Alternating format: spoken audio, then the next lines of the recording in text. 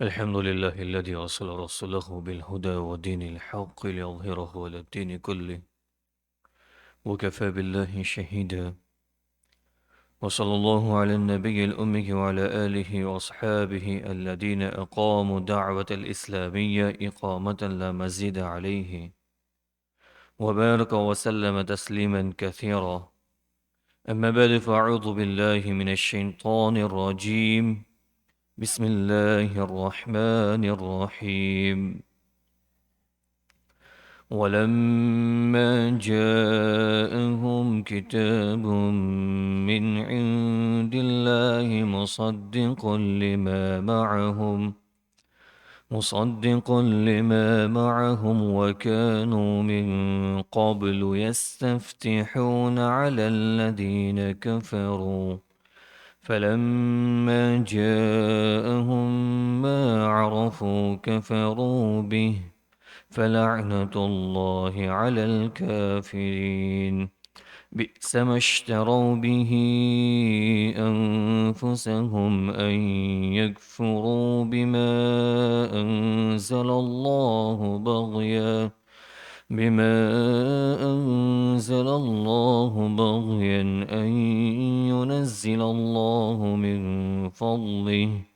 أن ينزل الله من فضله على من يشاء من عباده، فباءوا بغضب على غضب وللكافرين عذاب مهين. صدق الله العظيم.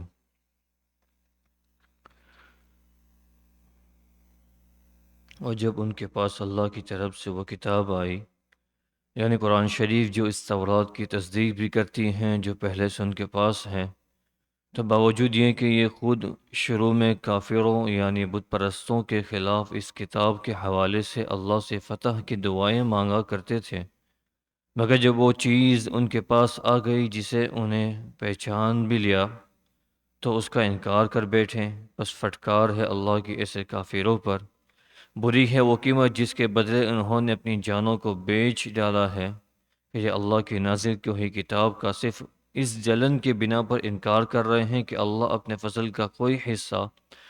یعنی وہی اپنے بندے میں سے جس پر چاہ رہا ہے کیوں اتار رہا ہے. چنانچہ اپنی اس جلن کی وجہ سے غضب بالائے غضب لے کر لوٹے ہیں، اور کافر لوگ ذلت آمیز سزا کے مستحق ہیں. اور جب ان سے کہا جاتا ہے کہ اللہ نے جو کلام اتارا ہے اس پر ایمان لے آؤ، تو وہ کہتے ہیں کہ ہم تو صرف اسی کلام پر ایمان رکھیں گے جو ہم پر نازل کیا گیا، یعنی تورات پر، اور وہ اس کے سوا دوسری آسمانی کتابوں کا انکار کرتے ہیں، حالانکہ وہ بھی حق ہے، اور جو کتاب ان کے پاس ہے وہ اس کی تصدیق بھی کرتی ہے. اے پیغمبر، تم ان سے کہو کہ اگر تم واقعی تورات پر ایمان رکھتے تھے تو اللہ کے نبیوں کو پہلے زمانے میں کیوں قتل کرتے رہے؟ اور خود موسیٰ تمہارے پاس روشن نشانیاں لے کر آئے، پھر تم نے ان کی پیٹھ کے پیچھے یہ ستم ڈھایا کہ گائے کے بچھڑے کے معبود بنا لیا. اور وہ وقت یاد کرو جب ہم نے تم سے عہد لیا اور تمہارے اوپر طور کو بلند کر دیا، اور یہ کہا کہ جو کچھ ہم نے تم کو دیا ہے اس کو مضبوطی سے تھامو، اور جو کچھ کہا جائے اسے سنو. کہنے لگے ہم نے پہلے بھی سن لیا تھا مگر عمل نہیں کیا تھا، اب بھی ایسا ہی کریں گے. اور دراصل ان کے کفر کی نحوست ان کے دلوں میں بچھڑا بسا ہوا تھا. آپ ان سے کہیے کہ اگر تم مومن ہو تو کتنی بری ہیں وہ باتیں جو تمہارا ایمان تلقین کر رہا ہے. محترم وائرس و بزرگوں، گزشتہ مجلس میں بات یہ چل رہی تھی کہ بنی اسرائیل سے اور ان یہودیوں سے جب ان کے سامنے قرآن کی تعلیمات کو، جناب رسول اللہ صلی اللہ علیہ وسلم کی تعلیمات کو پڑھ کر سنائی جاتی تھی یا انہیں اسلام کے دین کی دعوت دی جاتی تھی، تو یہ کہتے تھے وَقَالُوا قُلُوبُنَا غُلْفٌ، کہ ہمارے دل غلاف میں ہیں، کہ ان پہ تمہاری کوئی بات اثر کرنے والی نہیں ہے. ہم آلریڈی ایک سچے پکے دین پر ہے، ایک مذہب پر ہیں، ہمیں تمہاری نصیحتوں کی، تمہارے دین یعنی محمد صلی اللہ علیہ وسلم کے مذہب کو، شریعت کو اور ان کے لاز آرڈر کو فالو کرنے کی ہمیں ضرورت نہیں ہے. ہمارے لیے ہمارے نبی موسیٰ علیہ السلام اور ہمارے لیے ہماری کتاب تورات کافی ہیں۔ جب انہوں نے اس بات کا دعویٰ کیا تھا تو اس لیے کہ ہمارے دل پر کور لگا ہوا ہے، ہمارے اوپر کوئی اور بات اثر کرتی نہیں ہے۔ اللہ تعالیٰ ارشاد فرما رہے بل لعنہم اللہ بکفرہم، نہیں بلکہ ان کے کفر کی وجہ سے اللہ نے ان پر پھٹکار ڈال رکھی ہیں، چونکہ انہیں پہلے سے ساری باتیں معلوم تھی، ان کے اپنی کتابوں کے اندر وہ پڑھتے تھے، اس کا ان کے پاس نالج تھا، اس کے باوجود انہوں نے جان بوجھ کر اس کا انکار کیا۔ اسی بات کو اللہ بڑے ارشاد فرماتے فقلیلا ما یؤمنون، اس لیے کہ وہ کم ہی ایمان لاتے، یعنی اس میں سے اکثر لوگ ایمان لانے والے نہیں ہیں، وہ مانتے نہیں ہیں۔ اس کے بعد اللہ رب العزت نے ان آیت کریمہ میں جو آج تلاوت فرمائی گئی ہیں، آج تلاوت کی گئی ہیں، اس میں اللہ رب العزت خاص اس بات کو ارشاد فرمانا چاہتے ہیں کہ اللہ کے رسول صلی اللہ علیہ وسلم کے متعلق ان یہود کا اور ان بنی اسرائیل کا ایک عجیب متضاد روش تھی اور ایک عجیب صفت تھی۔ ایک طرف جب یہ اپنی کتابوں کے اندر جن پر انہوں نے پڑھا تھا کہ ایک زمانے کے اندر اس احمد نام کا ایک نبی آنے والے ہیں اور اس زمین پر وہ ہجرت کرنے والے ہیں، ان کے یہ اوصاف ہوں گے، ان کے یہ کردار ہوں گے اور وہ آخری نبی ہوں گے، اور اس طرح کے جو اوصاف جو کوالٹیز آپ کے بارے میں انہوں نے اپنی کتابوں کے اندر پڑھی تھی، تو بہت سی کتابوں نے تاریخ کی روایتوں میں لکھا ہے کہ چونکہ مدینہ کے اندر ہم پہلے سے جانتے ہیں، مدینہ کے اندر جو دو بڑے قبیلے آباد تھے یہود کے، وہ اسی بنا پر ہجرت کر کے وہاں پہنچے تھے کہ اس زمین پر ایک نبی ہجرت کر کے آنے والے ہیں، ہم ان کی اقتداء کریں گے، ہم ان کی اطاعت کریں گے۔ اور جب مفسرین نے یہ باتیں بھی نقل فرمائی ہیں کہ جب کبھی ان کی کسی مشرک سے، کسی بت پرستوں سے، کسی آئیڈل کی عبادت کرنے والوں سے ان کی جب ملاقات، ان کی جب لڑائی ہوتی، جھگڑا ہوتا تھا، تو وہ یہ بات کہا کرتے تھے کہ ابھی تھوڑا سا انتظار کر لو، تھوڑے سے عنقریب ایک زمانے کے اندر ایک نبی آنے والے ہیں جو ایسے ہوں گے جہاں یہاں ہوں گے، تو ہم ان کے ساتھ مل کر تمہارے خلاف ہم جنگ جیت جائیں گے، دنیا کی امامت کریں گے، دنیا کی لیڈرشپ کریں گے ہم ان کی بات کو مان کر۔ اور وہ خود دعاؤں کے اندر اللہ سے مانگتے تھے کہ اللہ تم نے جو اوصاف، جو کردار اور جو اس نبی کو آپ بھیجنے والے ہیں، اس نبی کو آپ جلدی سے بھیج دیجئے تاکہ ہم ان کی اطاعت کے اندر، ان کی لیڈرشپ کے اندر اور ان کے احکامات کو مان کر ان سے فائدہ اٹھا کر ہم دنیا کی قیادت کریں، دنیا کی لیڈرشپ کریں اور تیرے نافرمانوں کے خلاف ہم جہاد کریں۔ اس کی وہ دعائیں کرتے تھے۔ لیکن جب اللہ کے رسول صلی اللہ علیہ وسلم کی بعثت ثابت ہو گئی اور انہوں نے اپنی کتاب سے ان کو پہچان بھی لیا کہ نہیں واقعی یہ وہی وعدہ ہے جو اللہ نے کیا ہم سے تورات میں کیا تھا، اور یہ وہی نبی ہے جس کے بارے میں ہم کو خبر پہلے دی گئی تھی، تو ہم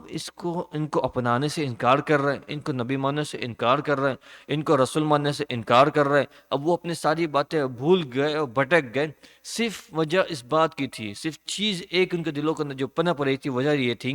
کہ چونکہ اب تک جو نبی کا سلسلہ جو تھا، انبیاء کرام کو جو سلسلہ تھا، جو اللہ کے برگزیدہ بندے ہیں، جو ہمارے قبیلے، ہمارے خاندان میں آتے تھے، بنو اسرائیل میں آتے تھے، یہ نبی جو تمام نبیوں کے سردار ہیں اور جو تمام نبیوں کے امام ہیں اور جن کا مرتبہ، جن کا اسٹیٹس اللہ نے تمام نبیوں کے مقابلے میں بڑا بلند کر کے رکھا ہے، یہ نبی تو ہمارے اندر آنے چاہیے تھے۔ یہ بنو اسماعیل میں کیسے چلے گئے؟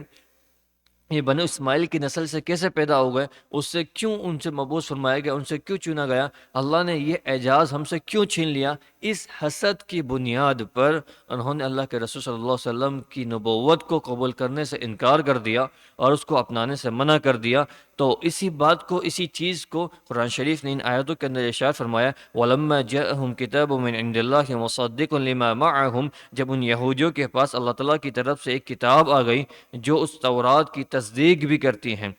جو پہلے سے ان کے پاس ہیں۔ اس کتاب کے اندر چونکہ تصدیق اس معنی کر کے ہوئی کہ پہلے جو ان کے پاس جو کتاب تورات تھی، وہ کتاب تورات یہ کہہ رہی تھی کہ آپ کے زمانے میں کہ وہ ایک کتاب، فائنل لا آنے والا ہے جو رہتی دنیا تک، دنیا کا جو آخری دین ہوگا اس دین تک کے لیے وہ لا اینڈ آرڈر ہوگا۔ اس کے علاوہ کسی اور مذہب کو، کسی اور ریلیجین کو، کسی اور چیز کو پوجنے سے آدمی کامیاب و کامران نہیں ہو سکتا، سوائے وہ کہ وہ شریعت محمدی کو فالو کرے، اللہ اس کے رسول کو فالو کرے، قرآن اور حدیث کو اپنا دستور العمل بنائے۔ اس کے علاوہ اس کی کامیابی کا کوئی اور معیار بن نہیں سکتا۔ یہ ایک کامیابی کا معیار بنا دیا گیا تھا، اور اسی بات کو تورات نے ان کے زمانے کے اندر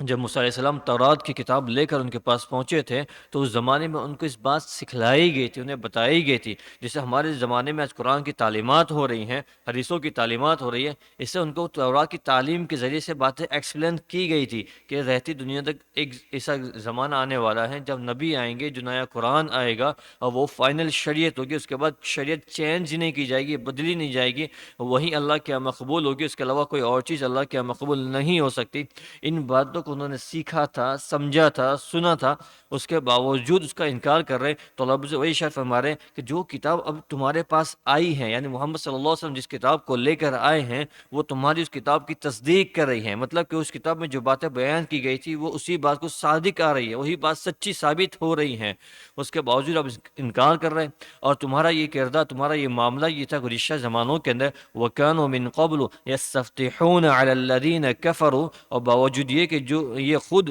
شروع میں کافر ہو، یعنی بت پرستوں کے خلاف اس کتاب کے حوالے سے اللہ سے فتح کی دعائیں کیا کرتے تھے، اللہ سے دعا مانگتے تھے کہ اللہ جلدی سے وہ نبی بھیج دے، وہی آپ کی نازل فرما دے جو اس امت کے لیے، اس دنیا کے لیے ایک فائنل لا ہے، آرڈر ہے، جو ایک فائنل دستور العمل ہے، جس کے بعد کوئی چینج نہیں ہونے والا، تو ہم اس کو اتباع کریں، ہم اس کو فالو کریں، اور اس کو فالو کرنے کے بعد ہم ان بت پرستوں سے لڑیں اور اس کے اوپر ہم ان نبی کی صحبت سے فائدہ اٹھا کر ان سے ہم فتح پائیں۔ جب یہ تم اللہ سے دعائیں کر رہے تھے تو اللہ تعالیٰ اسی بات کو یاد دلا رہا ہے، فَلَمَّا جَاءَهُمْ، مگر جب وہ چیز جس کو وہ مانگ رہے تھے وہ ان کے پاس آ پہنچی، مَا عَرَفُوا، جس کو انہوں نے پہچان بھی لیا، انہوں نے اس کو پورا اسکین کر کے دیکھا، اللہ کے رسول صلی اللہ علیہ وسلم کی شخصیت کو، آپ کی پرسنالٹی کو، اور آپ کے اوپر نازل کی جانے والی کتاب قرآن شریف کو آپ نے پورا اسکین کر کے دیکھا، آپ کی حیات کو، اپنی پرسنالٹی کو اور اس قرآن شریف کو، اور 100% وہ ان کی قرآن، ان کی تورات کی جو علامتیں تھیں، جو نشانیاں تھیں، اس کے مطابق ثابت ہوئی اور سچی نکلی، اس کے باوجود ان لوگ انکار کریں، معرف ہو جس کو تم نے اپنی پہچان بھی لیا، کفروا بھی، تو تم اس کا انکار کر بیٹھے، فَلَعْنَةُ اللَّهِ عَلَى الْكَافِرِينَ، لہذا اللہ کی فٹکار ہے ان کافروں پر جو جان بوجھ کر اللہ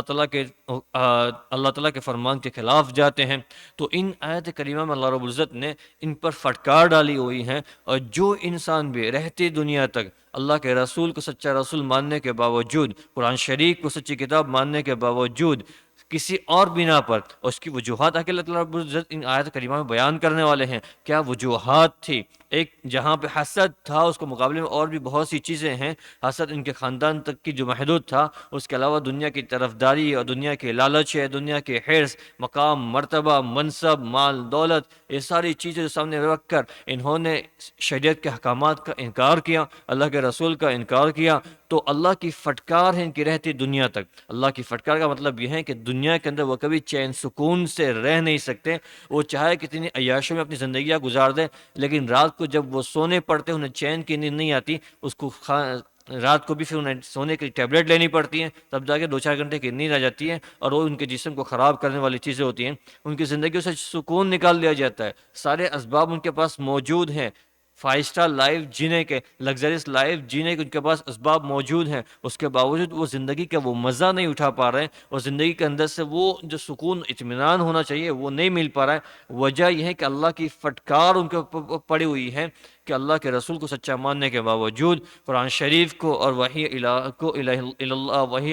کو، اللہ کی وحی کو، سچی وحی ماننے کے باوجود وہ انکار کر رہے ہیں، تو اللہ کی فٹکار ہے، اور یہ اللہ کا اصل ضابطہ ہے رہتی دنیا تک۔ یہ صرف صاف نہیں ان لوگوں کے لیے، بنی اسرائیل کے یا یہودیوں کے لیے، یہ ہر ایک انسان کے لیے ہے۔ اس اللہ تعالیٰ ہماری حفاظت فرمائے، اب جو مسلمان ہیں اللہ تعالیٰ ہمارے ایمان کو سلامت رکھے، ہمارے موت کا آخری سانس تک تمام مسلمانوں کے ایمان کو سلامت رکھے۔ لیکن اگر خدا نہ خواستہ کوئی مسلمان اپنے ایمان سے ہاتھ دھو بیٹھتا ہے اور اپنے ایمان کو وہ چھوڑ دیتا ہے، باوجود یہ کہ وہ جانتا ہے کہ اللہ کی تعلیمات اور اللہ کے رسول سچے ہیں، اور وہ کسی اور مذہب میں جانا چاہتا ہے کیونکہ وہاں پہ زیادہ آزادی ہے، وہاں پہ فریڈم ہے، جو چاہے کھا سکتے ہیں، جو چاہے وہ خرید سکتے ہیں، جو چاہے وہ پہن سکتے ہیں، جہاں چاہے وہ جا سکتے ہیں، کوئی پابندی، کوئی ریسٹرکشن نہیں ہے، وہاں پہ کوئی روک ٹھوک نہیں ہے، تو صرف اس فریڈم کی بنیاد پر وہ اسلام کو چھوڑنا چاہتے ہیں، وہ چھوڑ دیتے ہیں، اور بہت سے نئی نسل ہماری زمانے کے اندر جو ینگسٹر ہے وہ اس بہانے کے چکر میں اور ان رنگینیوں کے اندر پڑھ کر دنیا کی چمک دمک کے دھوکے میں آ کر اپنے اسلام سے ہاتھ دھو بیٹھتے، ان کے اوپر بھی یہ آیت کریمہ ساری آتی ہے، ان پر بھی اپنی موت تک اور اللہ موت کے بعد اللہ کے یہاں پیش ہونے تک اللہ کی فٹکار ہے۔ اپنی زندگیوں میں وہ کبھی سکون محسوس نہیں کر پائیں گے، اپنی زندگیوں میں کبھی وہ چین سکون اور اطمینان کی لائف نہیں گزار پائیں گے، چاہے وقتی طور پر وہ خوش نظر آ رہے ہوں، وقتی طور پر وہ حشاش بشاش نظر آ رہے ہو، اچھے کھانے کھا رہے، اچھی چیزیں پہن رہے، لیکن آپ ان کی زندگی کو کھرید کر دیکھیں، ان کو سکین کر کے دیکھیں، وہ اندر سے اتنے غمگین، اتنے مایوس اور اتنے لاچار اور بے بس نظر آئیں گے آپ کو کہ آپ اپنی زندگی کے اوپر سکون اطمینان اور اللہ کا شکر ادا کریں گے۔ تو ان آیت کریمہ میں اللہ رب العزت ایک تو اس بات کا ارشاد فرمایا، اس کے بعد اگلی آیت میں اللہ رب العزت ارشاد فرماتے ہیں بئس ما اشتروا به انفسهم، بری وہ قیمت ہے جس کے بدلے انہوں نے اپنی جانوں کو بیچ ڈالا ہے۔ میں یہی عرض کر رہا تھا کہ اللہ رب العزت نے اس کے ایک وجہ تو بیان فرمائی، انہوں نے انکار کیا یہود نے اس وجہ سے کہ وہ حسد میں مبتلا ہو گئے کہ یہ بنو اسماعیل میں سے کیوں آ گئے، اور دوسری وجہ اللہ رب العزت فرما رہے بئس ما اشتروا به انفسهم، بہت بری ہے وہ چیز جن کے بدلے انہوں نے اپنی جانوں کو بیچ دیا ہے۔ مطلب یہ ہے کہ اللہ رب العزت نے ان کی جسم کو اور ان کی جانوں کو جنت کے لیے محفوظ کر کے رکھا تھا کہ آپ کو اس کے بعد یہاں کی زندگی کے بعد چین سکون ملے، اطمینان ملے۔ بس یہ ہے کہ دنیا کی زندگی میں ہمارے اس کمانڈز کو فالو کرنا ہے، ہماری ان احکامات کو ماننا ہے، لیکن انہوں نے دنیاوی زندگی کا کمفرٹ تلاش کرنے کے لیے، دنیاوی زندگی کے عیش و آرام کے نقشوں کو تلاش کرنے کے لیے، دنیاوی زندگی کی راحتوں کو اور اپنی منمانیوں کو تلاش کرنے کے لیے ربانی زندگی چھوڑ دی، اللہ کے احکامات کو نہیں اپنایا، اللہ کے کمانڈز کو، اللہ کے رسول صلی اللہ علیہ وسلم کی تعلیمات کو فالو نہیں کیا، تو نتیجہ یہ ہوا کہ انہوں نے بہت بری چیز کے لیے اپنی جانوں کو بیچ دیا۔ لیکن نتیجہ یہ ہوگا اگر دنیا کی زندگی میں انہوں نے اللہ کے احکامات کو فالو نہیں کیا تو اب آخرت میں ان کی جانوں کو اپنی سزا اللہ کے یہاں بھگتنی ہے۔ اگر دنیا کی زندگی کے اندر یہ اللہ کے احکامات کو فالو کرتے تو آخرت میں ان کی جان محفوظ رہتی، دنیا میں ان کا اللہ کے احکامات کو فالو نہیں کیا تو آخرت میں انہیں ان کی جانوں کو، ان کے جسم کو اللہ کے عذابات کو برداشت کرنا پڑے گا۔ تو اسی بات کو اللہ ارشاد فرماتے ہیں اور بئس ما اشتروا به انفسهم، بری ہے وہ قیمت جس کے بدلے انہوں نے اپنی جانوں کو بیچ ڈالا ہے۔ ان یکفروا بما انزل اللہ، اللہ کی نازل ہوئی کتاب کا انکار کر رہے ہیں، کس وجہ سے؟ محض بغین، عزت اور جلن کی وجہ سے کہ ینزل اللہ من فضلہ علی من یشاء من عبادہ، کہ اللہ تعالیٰ نے اپنے فضل کا کوئی حصہ اپنے بندوں میں سے جس پر چاہ رہا ہے کیوں اتار رہا ہے۔ محمد صلی اللہ علیہ وسلم، محمد بن عبداللہ صلی اللہ علیہ وسلم، یہ تو بنو اسماعیل میں سے ہے، بنو اسرائیل میں سے نہیں ہے، تو اللہ اپنے فضل اس آیت کریمہ کے اندر فضل کا معنی ہے وحی، تو اللہ تعالیٰ نے اپنے وحی، اور اللہ تعالیٰ وحی اس پر نازل فرماتا ہے جو نبی ہوتا ہے، تو یہ سادہ الفاظ کے اندر یہ کہا جانا چاہیے کہ اللہ رب العزت نے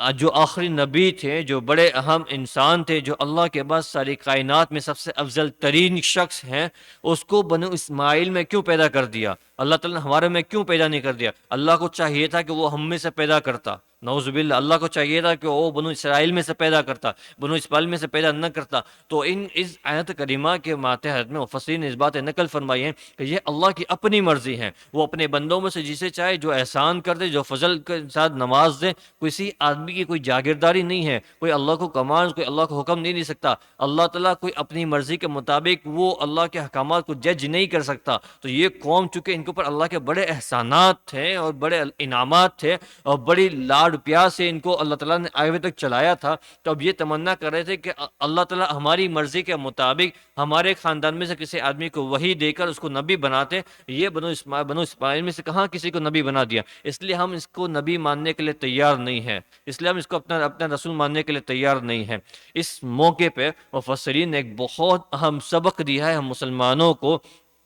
کہ دنیا کی زندگی کے اندر بہت سے ایسے مواقع آئیں گے جو آدمی کے دل کے اندر یہ بات آتی ہے فلاں چیز اس کے پاس کیوں ہے، نہیں ہونی چاہیے تھی، وہ میرے پاس ہونی چاہیے تھی یا میرے خاندان کے کسی آدمی کے پاس ہونی چاہیے تھی، چونکہ اس کے پاس ہے اس لیے وہ اسے قطع تعلق کرتا ہے، اچھے سے بات نہیں کرتا، سلام دعا کا تعلق نہیں رکھتا، وہ اس کے خلاف اس کی بیک بائٹنگ میں لگا ہوا ہوتا ہے، اس کی غیبتوں میں لگا ہوا ہوتا ہے اور اس کی برائی تلاش کرتا رہتا ہے یا اس کو کسی طرح سے اس کی ٹانگ کھینچ کر اس کو نیچے گرانے کی کوشش میں لگا رہتا ہے۔ وجہ یہ ہے کہ جو چیز اس کو اللہ نے دی ہے، چاہے وہ مال کی شکل میں ہو، چاہے وہ جمال کی شکل میں ہو، چاہے وہ دنیا کی راحت اور سکون کی شکل میں ہو، لیکن آدمی اس کو جلن فیل کرتا ہے، اس کو حسد کرتا ہے اور اس کو وہاں سے ہٹانا چاہتا ہے، اس کو گرانا چاہتا ہے، تو اللہ تعالیٰ کی یہ نافرمانوں میں شامل ہوگا، اس کو اللہ کے یہاں اپنے اس کیے کا بدلہ چکانا پڑے گا، اور وہ جو کہ جہنم کی شکل میں ہے، اس کو اللہ تعالیٰ جہنم کی آنکھ کے ذریعے سے اس عمل کو دھوئیں گے۔ اللہ تعالیٰ ہماری حفاظت فرمائے۔ یہ اللہ کی اپنی مرضی ہے، وہ جسے چاہے جس وقت چاہے جو نعمت دینا چاہے ہمارے اس میں کسی انسان کی کسی کی کوئی جاگیرداری نہیں ہے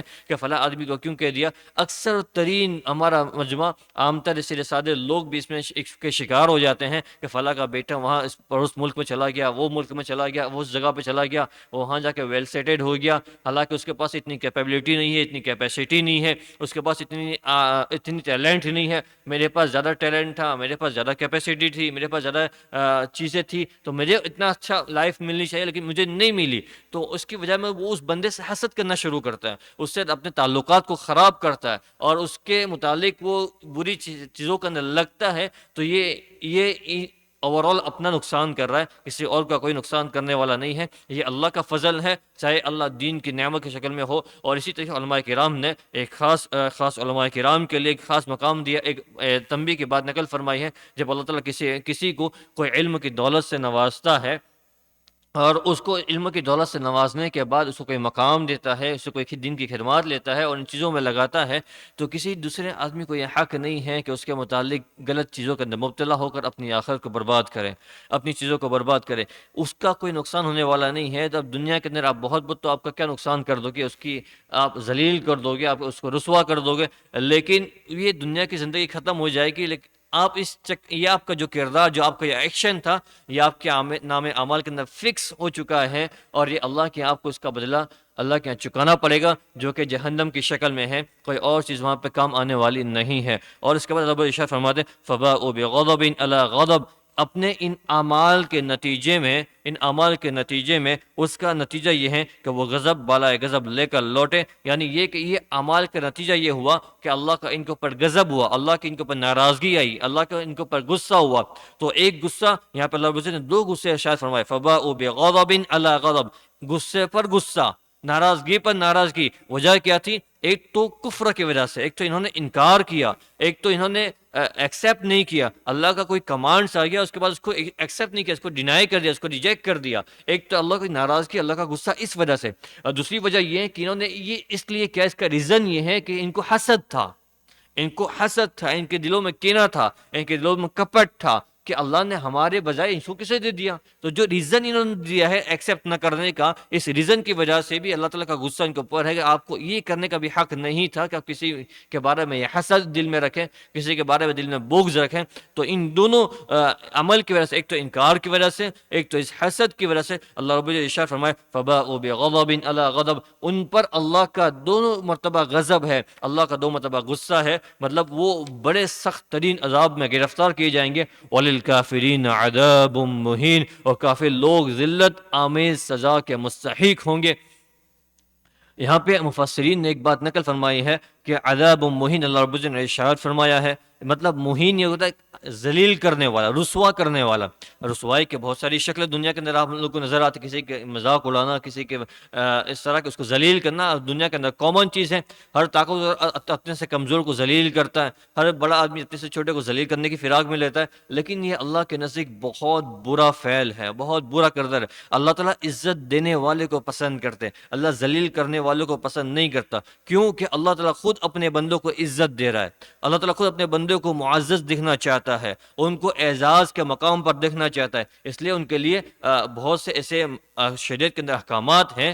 جس کو اللہ رب العزت نے رکھا انسان کی عزت کو محفوظ کرنے کے لیے۔ کسی مسلمان کو یہ اجازت نہیں دی، اور بہت سارے احکام کو ناجائز اور حرام قرار دیا گیا اس وجہ سے کہ اس میں کسی اور مسلمان کی ذلت ہو رہی تھی، اس کو تذلیل ہو رہی تھی، اس کو ذلیل کیا جا رہا تھا، اس لیے اس کو منع کیا، اس کو ناجائز اور حرام قرار دیا گیا۔ تو اللہ تعالیٰ اپنے بندوں کو معزز دیکھنا چاہتا ہے، عزیز دیکھنا چاہتا ہے، اور جو کسی اور کی عزت کرتا ہے، اس کو رسپیکٹ کرتا ہے، وہ اللہ کی نگاہ کے اندر رسپیکٹڈ سمجھا جاتا ہے، اس کو اللہ کی نگاہ کے اندر قدردان سمجھا جاتا ہے۔ اگر وہ اس کے خلاف کرتا ہے تو اللہ کی نگاہ کے اندر وہ بڑا ذلیل شمار کیا جاتا ہے۔ تو ایک اس آیت کریمہ میں اللہ بڑی ارشاد فرماتے ہیں وَلِلْكَافِرِينَ عَذَابٌ مُّهِينٌ، ان کافر لوگ کو اللہ تعالیٰ ذلت آمیز سزا کے مستحق ہیں، اللہ تعالیٰ ان کو ذلت آمیز سزا کے اندر مبتلا کرے گا۔ مطلب یہ، اس سے مفسرین ایک بات تو یہ ارشاد فرمائی کہ کسی مسلمان کو اللہ تعالیٰ فیصلہ ہو جانے کے بعد بھی اگر کسی مسلمان کے بارے میں جہنم کا فیصلہ ہو جاتا ہے، اللہ تعالیٰ ہماری حفاظت فرمائے، تو بھی اللہ تعالیٰ کسی مسلمان کے بارے میں اگر جہنم کا فیصلہ ہو جاتا ہے، عذاب کا، سزا کا فیصلہ ہو جاتا ہے، تو بھی اس کو ذلت والی سزا نہیں دیں گے، اس کو ذلیل کرنے والی سزا نہیں دیں گے۔ ذلیل کرنے والی سزا صرف کافروں کے ساتھ خاص ہے، وہ کسی مسلمان کو، کسی ایمان والے کو، کسی اللہ پر بھروسہ رکھنے والے کو وہ اللہ تعالیٰ اس طرح کی سزا نہیں دیا کرتے، صرف کافروں کے لیے۔ اس اللہ کے اس عمل سے، اس ارادے سے انسانوں کو خود سبق لینا چاہیے کہ ہمیں آپس میں ایک دوسرے مسلمانوں کی کتنی عزت، کتنی رسپیکٹ کرنی چاہیے۔ رسپیکٹ کہتا ہے کسی کا دل نہیں دکھنا چاہیے۔ آپ مذاق مستی کر لیں، مذاق مستی میں کچھ دو چار باتیں کہہ رہے ہیں اور آپ کی باتوں سے کوئی وہاں پہ محفل سج گئی، آپ کے دوست لوگ بھی ہنس رہے، آپ بھی ہنس رہے ہیں، اور سامنے والے کے دل پہ آپ کی بات ٹھوس نہیں پہنچ رہی ہے، اس کو تکلیف نہیں دے رہی، تو ٹھیک ہے۔ اگر اس کی دل کو تکلیف پہنچا رہی ہے، وہ اپنی ذلت محسوس کر رہا ہے، وہ اپنے آپ کو چھوٹا محسوس کر رہا ہے کہ میرے کو چھوٹا ذلیل کر رہے ہیں، تو وہاں آپ کو شریعت روک دے گی، آپ اس بارڈر کو کراس نہیں کر سکتے۔ آپ کو یہاں رک کر ان کا احترام کرنا چاہیے اور ان کی عزت کو بحال رکھنی چاہیے۔ تو ایک تو میں یہ عرض کر رہا تھا، ان آیات کریمہ میں اللہ رب العزت نے اس بات کو ارشاد فرمایا، اور پھر آگے والی آیت کریمہ کے اندر اللہ رب العزت ارشاد فرماتے ہیں وَإِذَا قِيلَ لَكُمْ آمِنُوا بِمَا أَنزَلَ اللَّهُ، اور جب ان سے کہا جاتا ہے کہ ایمان لاؤ اس کلام پر جو اللہ نے اتارا، یعنی قرآن شریف پر، تو وہ کہتے ہیں قالوا، تو جواب میں کہتے ہیں نؤمنو بما انزل علینا، ہم تو صرف اس پر ایمان لائیں گے جو اللہ نے ہم پر اتارا ہے۔ نؤمنو، ہم ایمان لائیں گے، بما انزل علینا، اس کلام پر، اس وحی پر، اس کتاب پر جو ہم پر نازل کی گئی ہے۔ وَيَكْفُرُونَ بِمَا وَرَاءَهُ، اور اس کے علاوہ جتنی بھی کتابیں اللہ کی طرف سے نازل کی گئی ہیں، ہم تمام کتابوں کا انکار کرتے، وہ تمام کتابوں کا انکار کرتے ہیں۔ اسی بنا پر انہوں نے انجیل کا بھی، بائبل کا بھی انہوں نے انکار کیا تھا۔ یہودیوں نے بائبل کو ایکسیپٹ نہیں کیا تھا۔ سب سے بڑے دشمن حضرت عیسیٰ علیہ السلام کے یہی لوگ تھے، چونکہ وہ ان کے بعد وہی نبی آئے تھے، تو سب سے بڑے دشمن ان کے وہی تھے، اور انہوں نے ان کے ماننے کی شادی سے کی تھی، اور انہوں نے اس کا بھی انکار کیا تھا۔ اور اس کے بعد چونکہ قرآن شریف آئی، قرآن شریف کا بھی انکار کرتے ہیں، اس کے علاوہ کسی اور چیز کو مانگنے والے نہیں ہیں۔ وَهُوَ الْحَقُّ، حالانکہ وہ حق ہیں۔ کیا حق ہے؟ اس کے علاوہ بھی اور کتابیں جو ہے وہ حق ہیں۔ مصدقا لما معہم، جو کتاب ان کے پاس ہے اس کی تصدیق بھی کرتا ہے۔ جو ان کے پاس جو تورات نامی کتاب ہے وہ بھی اللہ کی طرف سے ہے، وہ بھی حق ہے۔ تو یہ جو اس کے علاوہ جو کتابیں ہیں وہ بھی کتابیں، وہ بھی حق ہیں، وہ بھی اللہ کی طرف سے ہیں، اور وہ کتابیں بھی اس کی تصدیق کرتی ہے جو کتابیں ان کے پاس ہیں۔ اس کے باوجود وہ اس کا انکار کرتے ہیں، تو ان کے لیے بڑا سخت عذاب ہے۔ اور اس کے بعد اللہ رب العزت نے ارشاد فرمایا کہ اگر وہ اپنے ایمان میں دعوے ہیں، اپنے ایمان میں اتنے پکے ہیں، وہ یہ کہہ رہے ہیں کہ ہم ایمان لائیں گے، ہم صرف ایمان لائے ہیں تورات پر، تورات کے علاوہ کسی اور چیز پر ایمان نہیں لائے، تو اللہ تعالیٰ کہہ رہے ہیں کہ ٹھیک ہے، اگر تم تورات پر ایمان لائے ہو تو ایک ایسا حکم تورات کے اندر ہے، اور جو تمام آسمانی کتابوں کے اندر، تمام اللہ کی طرف سے آنے والی کتابوں کے اندر یہ تمام انسانوں کے لیے حکم ہے کہ اللہ کی طرف سے بھیجے جانے والے رسول کو، پیغمبر کو، نبیوں کو کسی بھی مذہب کے نزدیک کسی بھی سچویشن میں انہیں تکلیف پہنچانا یا انہیں کسی طرح کی تکلیف دینا یہ بہت سخت حرام ہے، اور یہ آدمی کو کافر کر دینے والا ہے۔ تو آپ ان کی زندگیاں اٹھا کر دیکھیں، انہوں نے تو قتل کیے ہوئے ہیں، انہوں نے تو شہید کیے ہوئے ہیں، انہوں نے ایک نے سینکڑوں نبیوں کو انہوں نے شہید کر دیا۔ تو اللہ رب العزت ارشاد فرما رہے کل، اے پیغمبر، یعنی اللہ کے رسول صلی اللہ علیہ وسلم نے ارشاد فرما رہے کہ آپ کے پاس جو یہود موجود ہیں، آپ ان سے کہہ دیجئے فَلِمَ تَقْتُلُونَ أَنْبِيَاءَ اللَّهِ مِنْ قَبْلُ إِن كُنتُم مُؤْمِنِينَ، اگر تم واقعی تورات پر ایمان رکھتے تھے تو اللہ کے نبیوں کو پہلے زمانے میں کیوں قتل کرتے رہے؟ تم واقعی تورات پر ایمان رکھتے تھے، تم اللہ کے نبیوں کو جو اللہ کی طرف سے نبی بنا کر بھیجے جاتے تھے، تم ان کو کیوں قتل کرتے رہے؟ اس فعل سے، تمہارے اس عمل سے یہ بات ثابت ہے کہ تم تورات پر بھی ایمان رکھتے نہیں ہو۔ اس میں ایک بات تو یہ انشاءاللہ اس آیت کریمہ کو اگلی مجلس میں سمجھیں گے، لیکن ایک بات یہ صرف اشارتاً عرض کر دوں کہ اس کریمہ میں، اس آیت کریمہ جہاں بہت سے مسائل اور بہت سی باتیں سمجھنے سیکھنے کی ہیں، وہ ایک بات یہ بھی سیکھنے کی ہے کسی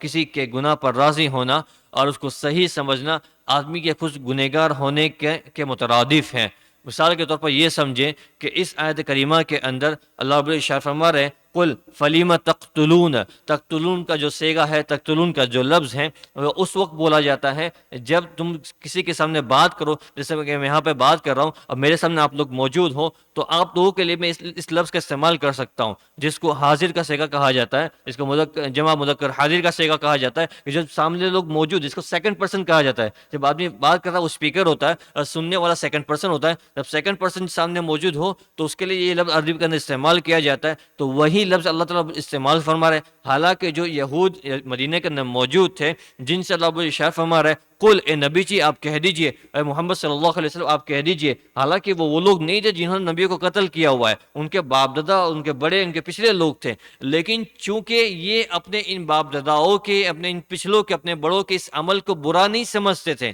ان کے اس عمل کو وہ صحیح سمجھتے تھے، اور اس کے ان برے عمل کے باوجود انہوں نے ان کو اپنا بڑا بنا رکھا تھا، انہوں نے اپنا اس کو رولر بنا رکھا تھا، یہ وہی جو نبیوں کے قاتل تھے، جو معصوموں کی جان لینے والے تھے، وہی اکثر دنیا پہ حکومتیں کرتے ہیں۔ اب یہ سوائے اسلام کے آپ کہیں اور نقشہ نہیں ملے گا جہاں پہ کوئی حاکم، کوئی رولر ہو جنہوں نے معصوموں کا خون نہ بہایا ہو، جنہوں نے معصوموں کے خون نہ چوسا ہو، یہ ممکن نہیں ہے، پاسبل نہیں ہے۔ تو یہ یہود سے یہی کہا جا رہا ہے کہ آپ نے ان کو اپنا بڑا بنا کے رکھا ہے، جنہوں نے نبیوں کو قتل کیا ہوا ہے، جو اتنے بڑے سنگین گناہ کے ارتکاب ہے، جن کے اوپر اللہ کی کورٹ کے اندر بڑے بڑے مقدمات درج ہیں، وہ آپ کی نگاہوں کے اندر آپ کے لیڈر ہیں، آپ کے پیشوا ہیں اور آپ کے بڑے ہیں، آپ ان کی مہارتی کو ایکسیپٹ کرتے ہو، تو یہ آپ کا تورات پر ایمان لانا یہ کسی بھی اینگل سے درست نہیں ہے۔ اللہ تعالیٰ کہنے سننے سے زیادہ عمل کی توفیق عطا فرمائے۔ یہ وہ قرآن کی تعلیمات ہیں جس کے اوپر ان آیت کریمہ کے اندر اور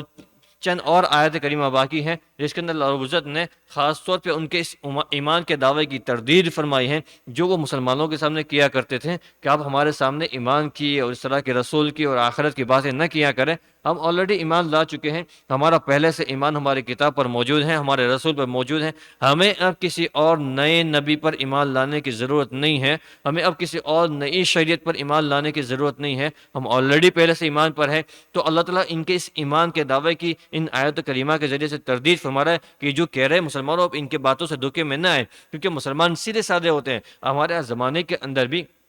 آپ بہت سے لوگوں کو دیکھیں، اگر وہ تھوڑے سے پڑھے لکھے ہو جاتے ہیں، تھوڑی سی کتابیں پڑھ لیتے ادھر ادھر کی، اور خاص طور پہ بہت سے ایسے لٹریچر مارکیٹ کے اندر موجود ہیں جو وحدت ادیان پر لکھے گئے ہیں۔ وحدت ادیان کا مطلب یہ ہوتا ہے کہ دنیا کے اندر صرف ایک ہی ریلیجن ہو،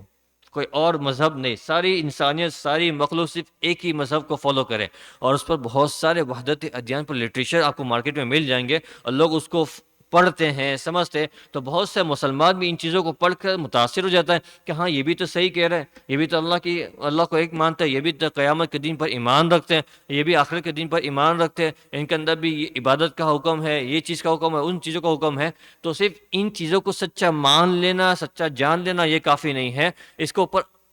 اوپر عمل کرنا اور ویسے ماننا جیسے کہ قرآن شریف کی ہدایت کے مطابق اللہ کے رسول صلی اللہ علیہ وسلم نے اور آپ کے صحابہ نے کر کے دکھلایا ہے، پریکٹیکلی کر کے دکھلایا ہے، انہی کنڈیشنز کے اندر اور انہی سچویشن کے اندر اسی طریقے سے مانا جائے گا تو اللہ کے یہاں ایکسیپٹ ہے۔ اس کے علاوہ ہم اپنے اعتبار سے، اپنی مرضی سے، جیسے یہود نے کہا تھا کہ اللہ نے اپنی مرضی سے کسی اور کو نبی کیوں بنا دیا،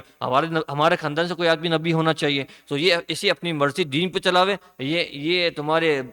بساط کی، تمہاری لمٹ کی اور تمہاری اوقات کی بات نہیں ہے آدمی کی کہ وہ اس طرح کی چیزیں اللہ کو تھوپے۔ اللہ تعالیٰ ہمارے زندگی کے اندر بھی ایسے اعمال، ایسے کردار کرنے سے آدمی مسلمان اپنی زندگی کے اندر ایسے زبان سے اتنے بڑے بڑے دعوے، اتنی بڑی بڑی چیزیں نہیں کرتا، لیکن کبھی کبھار اس کے عمل سے اس طرح کی چیزیں صادر ہو جاتی ہیں، کبھی کبھار اس طرح کے عمل صادر ہو جاتے ہیں تو آدمی اس سے توبہ کر لے، اللہ سے استغفار کر لے۔ کبھی یہ ہوتا ہے کہ آدمی چاہتا نہیں ہے کہ اللہ کے کسی کمانڈز کی ہلکا سمجھ کر چھوڑ دے یا اس کو وہ کر دے۔ ہمیں کون سے مسلمان کو نہیں پتا کہ جھوٹ بولنا حرام ہے، کسی سچویشن میں جھوٹ بولنے کی اجازت نہیں ہے، لیکن ہماری باتیں اٹھا کر دیکھ لیں آپ، اس سے کئی مسلمان تو ایسے ہوتے ان کا اگلا سینٹینس ایک کے بعد سیکنڈ سینٹینس ان کا جھوٹا ہوتا ہے، اور وہ اتنا فکرن جھوٹ بولتے جیسے،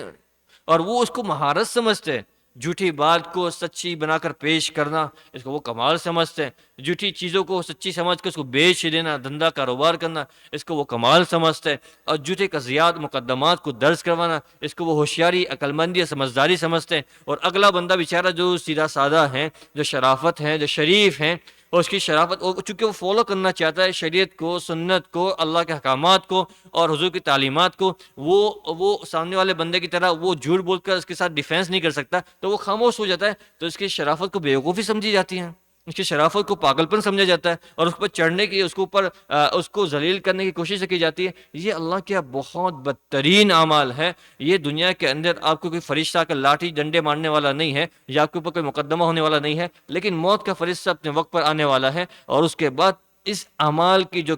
اللہ کے جو سزائے بھگتنی جانے والے بہت سے اعمال وہ ہیں جو اللہ تعالیٰ معاف نہیں کرے گا، وہ بندوں سے معاف کروانے پڑیں گے۔ تو یہ اگر انتقال، معافی سے پہلے انتقال ہو گیا تو یہ ہمارے اکاؤنٹ میں ریزرو باقی رہیں گے، اس لیے اللہ سے دعائیں کرے، اللہ سے معافی مانگے، اور جب کسی سے واقعہ ہو جائے تو اس کو یاد کرے، اس سے معافی مانگ لے کہ اللہ تعالیٰ ہماری زندگیوں کو